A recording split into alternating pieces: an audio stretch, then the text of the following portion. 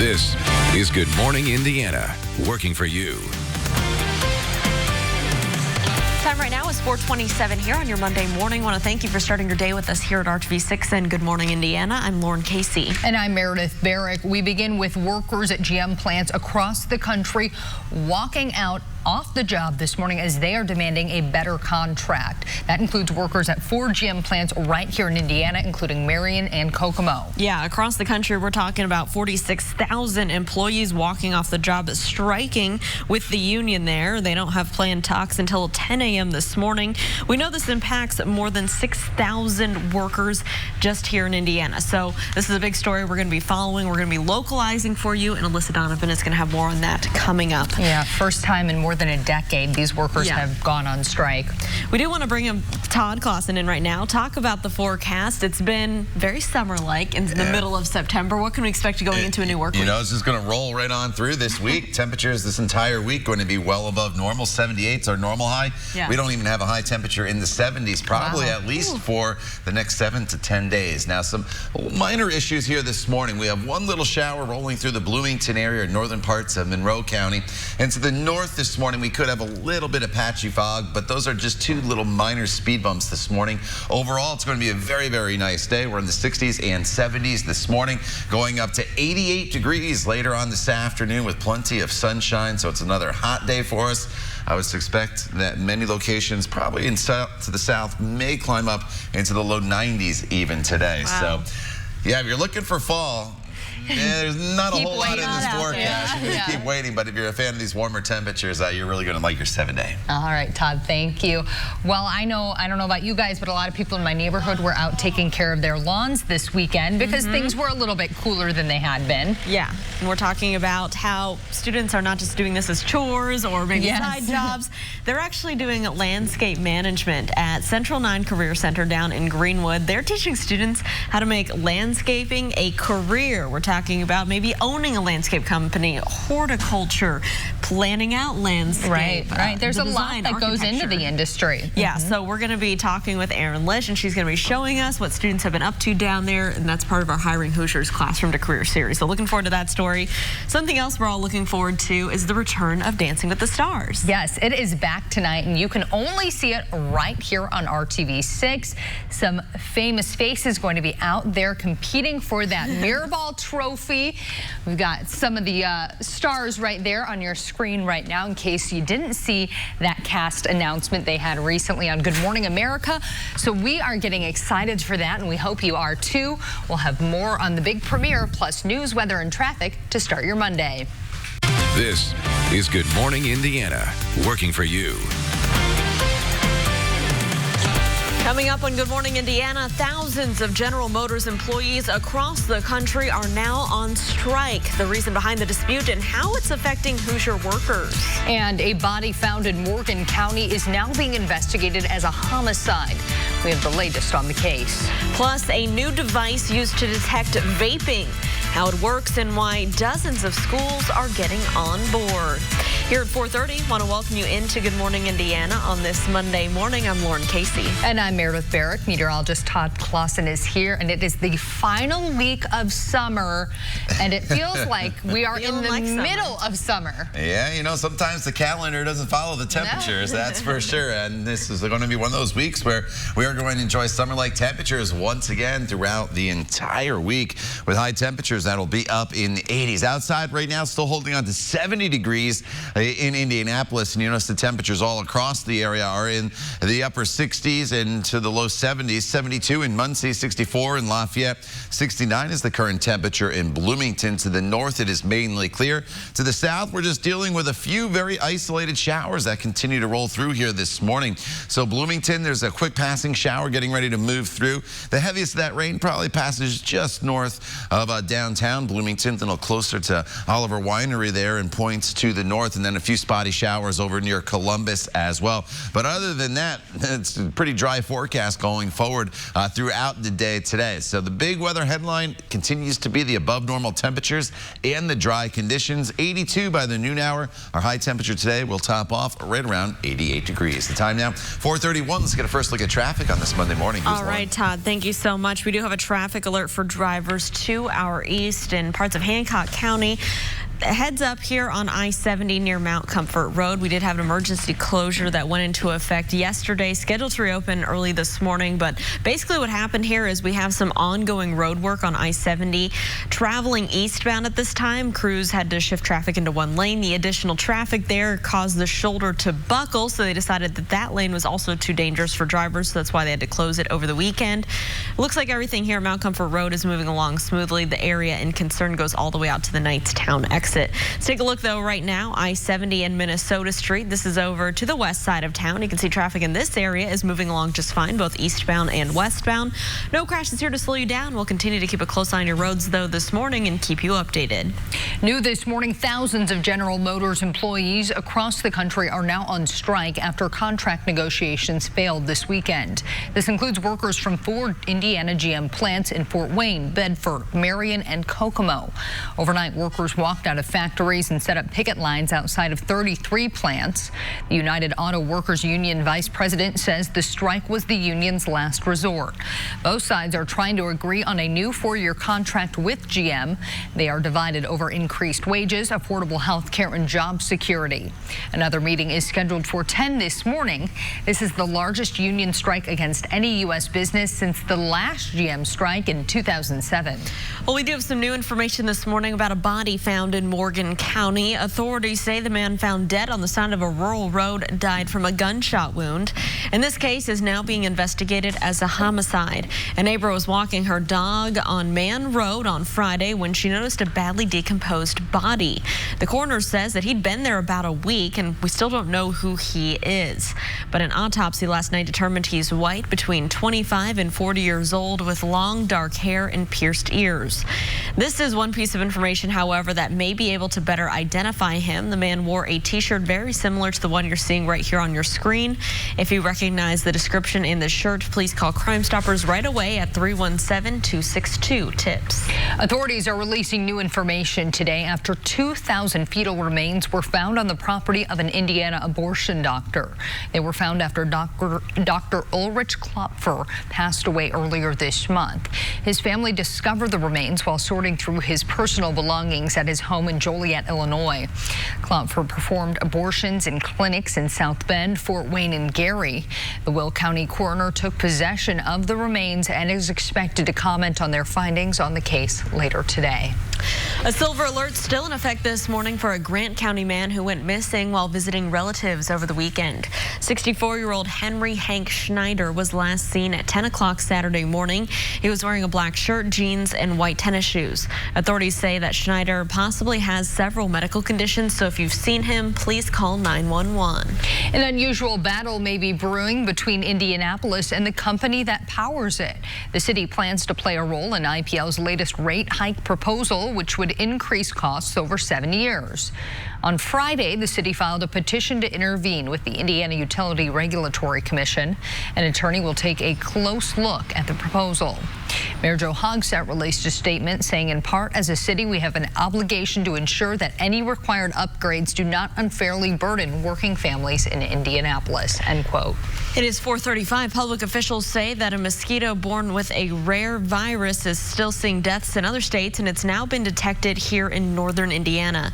The Indiana State Department of Health says that Eastern equine encephalitis has been found in 3 horses in a cluster of mosquitoes in Elkhart County.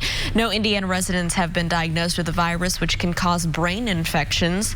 This year, several people have been sickened with the illness. Deaths have been reported in Michigan, Massachusetts, and Rhode Island. Hundreds of people in the U.S. are now hospitalized with lung issues tied to vaping. Some schools and companies are now looking to these new vaping detectors to stop users. It's called the Halo, and it works by identifying chemicals associated with vaping, including THC. If something is detected, it sends an alert through a security system, a text, or a pre-recorded alarm sounds. The company's president says there is a lot of demand right now. Schools in 46 states have already purchased the device. One of the administrators from a school district in upstate New York reported that they have children as young as 4th grade vaping. So although they were installing this in the bathrooms of middle and high schools, now this is extended down to a level of elementary school. So it's very, very concerning. Hotel companies are also looking to invest in the Halo, and even some parents say they want the Halo in their own homes. Well, after a win against the Titans yesterday, the Indianapolis Colts are going to spend the day building a new school playground. More than 200 volunteers from the Colts organization are going to participate in this year's Colts Community Monday. Players and cheerleaders will build a new play area at Francis Parker Montessori School on Columbia Avenue. They're expected to complete the project within just 7 hours. This is the 12th playground the Colts have built here in Indianapolis since 2008.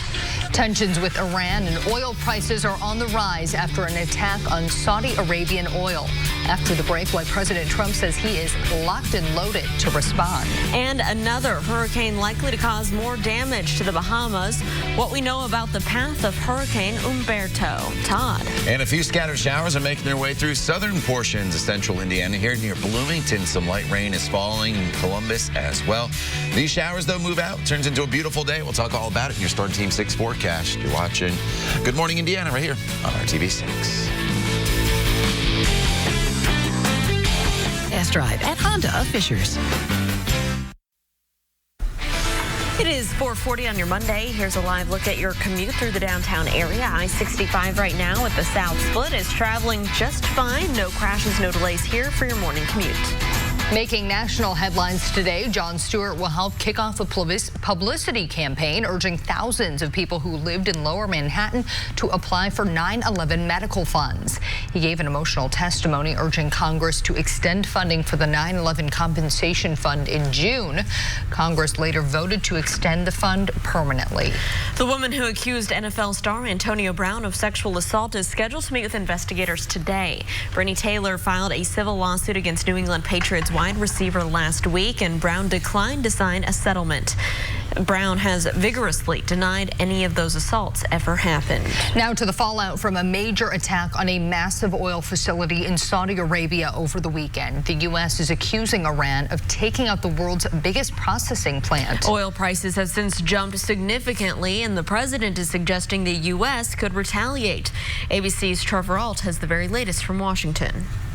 This morning, tensions in the Gulf rising to their highest level in years, following a strike at a Saudi oil facility that American leaders are calling unprecedented. Senior U.S. officials telling ABC News they believe Iran is responsible, claiming the country launched 20 drones and nearly a dozen cruise missiles in this attack on the world's largest oil processing plant. The president now saying the U.S. is waiting on word from Saudi Arabia for the next move, but retaliation could be imminent, tweeting that there is reason to believe that we know the culprits are locked and loaded depending on verification. Just a few days ago, the administration was talking about lifting sanctions and having discussions at the UN with the Iranians. But now we're as close to an armed conflict in the Persian Gulf as we have been in decades. Iranian officials have so far denied any involvement in the attack, their foreign minister accusing the U.S. of max deceit. Instead, Yemen's Houthi rebel group, which is backed by Iran, is taking credit. But Secretary of State Mike Pompeo says there's no evidence the Houthis were responsible and directly blamed Iran. The impact is already being felt on the global oil market, with more than half of Saudi Arabia's oil production now offline, prices spiking 20% as markets reopen Monday. When you talk about the global production, that's almost more than 5% of the global oil production. There's still no official word on whether the U.S. would go forward with these retaliatory strikes. Over the weekend, White House advisor Kellyanne Conway told Fox News many options are on the table. Trevor Ault, ABC News, Washington. It is 4:43. 3 Democratic presidential candidates are releasing their medical records after former Vice President Joe Biden was asked about his memory. The question was asked by Julian Castro during last week's primary debate. Biden responded by jokingly asking Castro if he wanted to wrestle. 76-year-old Biden said there's no reason not to release his medical records, and he'll get a physical before the Iowa caucuses in February. Candidates Elizabeth Warren and Bernie Sanders have also committed to releasing their medical records before the first primary vote. The personal data of more than 2.5 million natural disaster survivors has been breached after the Federal Emergency Management Agency overshared the information with a third party. FEMA sent a notification saying the agency shared the data with the contractor that helps its transitional housing program. Anyone who applied for temporary housing assistance between 2008 and last year may have been impacted. In more than half of the cases, banking information was shared. FEMA says it has removed all of the data from the contractor system and that there is no evidence the information was hacked. The agency is providing 18 months of free credit monitoring for those affected. Tropical storm Humberto has now been upgraded to a Category 1 hurricane. According to the National Hurricane Center, the storm is heading away from the Bahamas and east of Cape Canaveral, Florida. Residents in the Bahamas could still see heavy rain, life-threatening rip currents along the shores. The country is still dealing with devastation after Hurricane Dorian hit just 2 weeks ago. Back here at home, Todd Clausen is breaking down what you can expect for your morning commute. And our forecast has been pretty quiet, just some minor issues here and there over the past couple of days. Couple issues here this morning. One, we're on the lookout for some potentially patchy fog to develop here in northern locations. I don't think it's going to get super dense. It's not going to get widespread, but a possibility I want to point out for you. But overall, it's been a very, very dry month of September. Here we are almost halfway through the month, and we've only seen 1/100th of an inch of rain officially at the airport in Indianapolis. I know other locations have seen some rain, especially up to the north, but these numbers are the ones from the airport in Indy, and that puts us 1.55 inches below where we should be at this point. So it's been a dry September for many of us and a warm September as well. 70 degrees right now, that's the current temperature. The winds are out of the southwest at 7 miles per hour this morning. The humidity is still up there. It's not super high or oppressive, but nonetheless, it's noticeable as you walk out the door here this morning. So it's a dry commute throughout northern locations. You do not have to worry about that. Down to the south, closer to Bloomington, we are dealing with a few showers moving through. Some heavier rain just crossed over Interstate 69 there across northern portions of Monroe County. Some light rain showers down in and around Bloomington itself, and then over towards the Columbus area, there's a few very, very light showers, but as you expand out, you have to look really, really close to even see those here. So overall, those showers, they will come to an end if you are seeing them at all, and we'll be left with skies today that are going to be partly cloudy across the entire area. And notice the temperatures once again well above normal. 78, by the way, that is our normal high for this time of year. We should already be there by mid-morning, and then your noontime temperature is up to 81 degrees with our high temperature today going all the way up to 88-degree mark. So it's going to be warm, it's going to be sunny, so you can plan on getting outside. Just know you'll probably work up a sweat pretty quickly if that is the case. And then throughout the evening hours, sunset now, 7:52 this morning. I just updated that number, and we lost 5 minutes over the weekend as far as the daylight goes, and then we'll continue to see the sunset get earlier and earlier. And as we work our way into the evening hours, just partly cloudy temperatures that will be in the 70s. Overnight, we're going down into the 60s. Still a little humidity around, so it's cooler. Not great sleeping weather, though, as far as just opening up the windows, as we'll have to deal with some of that humidity. And then for the day tomorrow, we're looking at partly cloudy skies, just slightly cooler with high temperatures. That'll be in the mid to upper 80s, but it's another dry day. And as you look at your 7-day planning forecast here, it's a pretty dry forecast throughout the week. As we get into the weekend, there'll be some minor spotty storm chances, but nothing widespread. But temperatures, both lows and highs, at least for the next 7 days, will be running above normal. Lauren? All right, Todd, thanks so much. Here's a live look right now. Your drive over on the east side, I-70 here in Shadeland Avenue. Looks like here everything is traveling up to speed near the metro area. That's great news. A heads up as you travel farther east, though, on I-70. We do have that emergency closure between Mount Comfort Road and the Knightstown exit, State Road 109. That should be reopening early this morning. We'll keep you updated. For right now, let's take another live look at I-70. This is to our west, I-70 here near Minnesota Street. Traffic is moving along just fine, both eastbound and westbound. No crashes here right now to slow you down. Several types of North American birds are being affected by pesticides. Scientists in Canada say they have found a certain ingredient that is hurting the birds even in small doses. The pesticide is found in grain and seeds that the birds end up eating. The chemical causes birds to lose weight and delay migration patterns. Scientists say it hurts their chances of survival and reproduction. Birds have also gotten it from eating insects that have consumed the insecticide. Even chickadees, they eat thousands of insects per breeding season, and they have nothing to feed, their nestlings. They have nothing to feed their babies. So if we reduce insect populations, we're also reducing bird populations. The European Union banned the use of these pesticides last year and found it was also killing honeybees. Dancing with the Stars kicks off another season tonight right here on RTV6. Coming up, I sit down with a celebrity contestant, Kate Flannery, about competing on this popular show. At New at 5, a Northwest Side woman says last week's deadly hit and run could have been prevented. The traffic changes she thinks would make her neighborhood streets safer. But first, I'm Vinny Politan. Coming up today on Court TV, jury selection in a brand new trial. Iowa versus Todd Mullis.